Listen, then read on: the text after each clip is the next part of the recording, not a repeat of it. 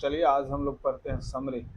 और वो समरी है पोयम का now the leaves are falling fast. तो ये पोयम आपने पढ़ा होगा, which has been written by W.H. Auden। इस पोयम को लिखा गया है W.H. Auden के द्वारा।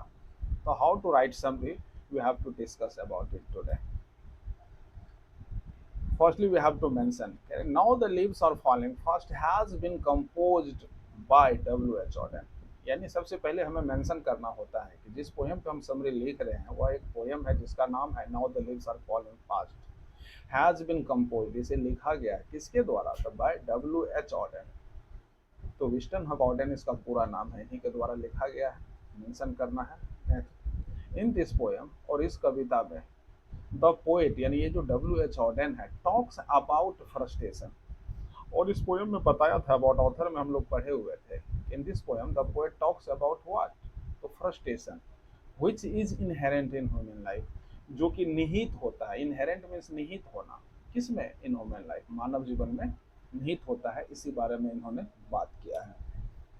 According to author man is moving fast towards death, यानी कवि के अनुसार मैन जो है ना मूविंग फास्ट, वो तेजी से बढ़ रहा है किधर? तो टूवर्ड्स डेथ, मृत्यु की ओर। नथिंग विल लॉन्ग लास्ट, कोई भी चीज अंत तक नहीं चलेगा। Still human life is going on, फिर भी मानव का जीवन चल रहा है। तो पोएम का फर्स्ट पैराग्राफ था, ऑथर का मानना है now the leaves are falling fast nursed flower will not last. Author का मानना है जिस तरह से पेड़ से पत्तियां गिर रही है, ठीक उसी प्रकार से लोग भी अब तेजी से मर रहा है। रेवल ऑफ ओल्ड एज थीम ही है इस पोएम का। तो यानी लोग भी तेजी से बुढ़ा हो जा रहा है, मर जा रहा है। Nursed flower will not last, यानी supporting tree, as we all human being are as a travellers and also known as supporting tree. तो कह रहे nothing will not last, nursed flower भी अंत तक नहीं चलेगा। Because nurses to the grave her gone, क्योंकि नर्सिस भी कब्र की ओर जा रहा है।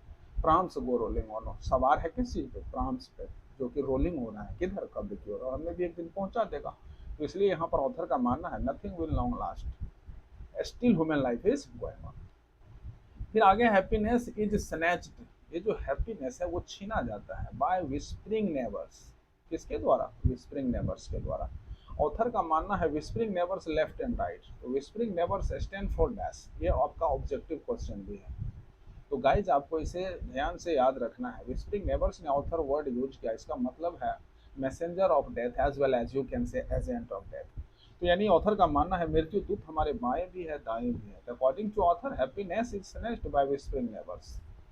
The prams, the nightingale is dumb and starving through the leafless would.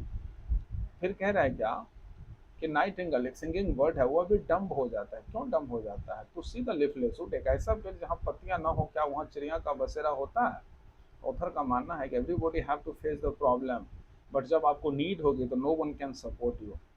तो as an example author said that nightingale is dumb to see the leafless wood, एक ऐसा पेड़ जहाँ पत्तियां ना हो तो क्या वहाँ चिड़िया का बसेरा होता है? नहीं। तो ठीक उसी प्रकार हमारे रिलेटिव होते हैं, जब हरियाली इनकम ऑफ सोर्स नहीं देखेगा तो वो कर्ज तक नहीं देता।